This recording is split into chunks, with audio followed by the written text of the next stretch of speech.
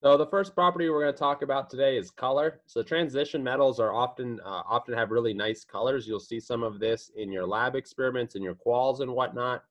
Here's just a picture I pulled off the internet to kind of show you some of the different cool colors you can get with these compounds. So some of it is dependent on the oxidation state, as this picture shows, but some is also dependent upon the ligand and the crystal field theory in which it's in. So let's take a look at let's first take a look at what color is.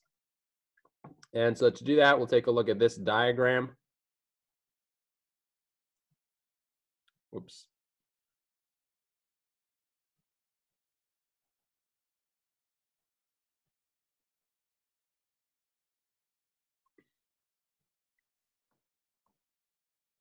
So let's break this down section by section.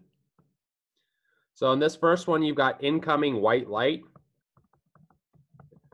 White light is all of the visible colors of light. So it's every single color there is. And so you can see it's hitting this surface, and then it's all being absorbed by this surface. And so none is being reflected back. If you think about what your eyeball sees, so that's your eyeball right there, there's no light coming in here. And so you don't see any light, and so you perceive that as being black. So when there's no light or all of the light is being absorbed by the material, it appears black.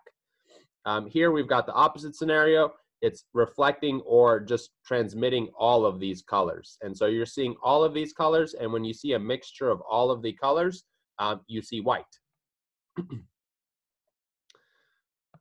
This one is another case. In this case, it's absorbing all of these colors, but it's allowing this yellow color to go through. So since yellow is pretty much the only one going through, that's what you see. You see yellow.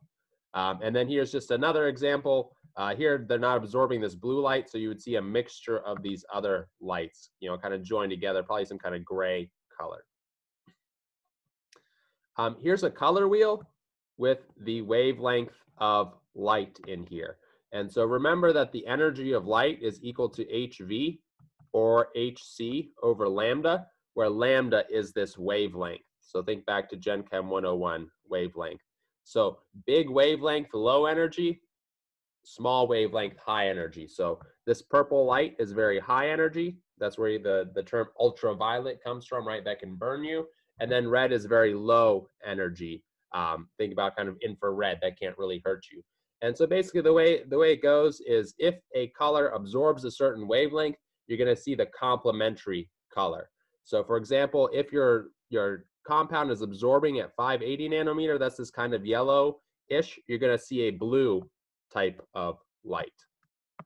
If your compound's absorbing this high energy red, you're going to see this kind of blue-green type of thing. If your light is absorbing this kind of blue purple, you're going to see this kind of maybe yellow green type of color. So you're going to see the complementary color because you're seeing basically what's not being absorbed. And that's what this picture is showing, right? So this compound is absorbing this orange and red light, and so you're getting a mixture of these two lights that you interpret as blue.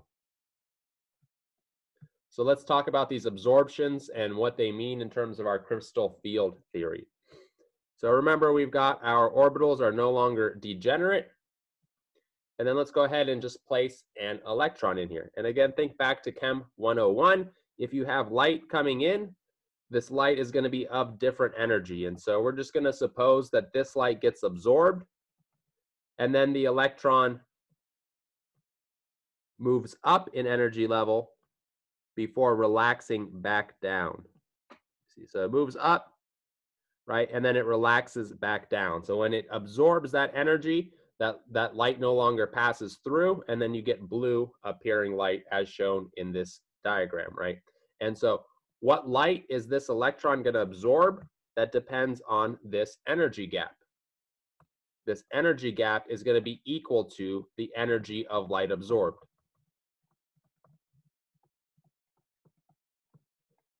So in this case, in this picture kind of up above, it's absorbing all these energies of lights, and you're releasing the rest, and thus it's looking blue. So the color of transition metals comes directly from this energy gap that's predicted by the crystal field theory.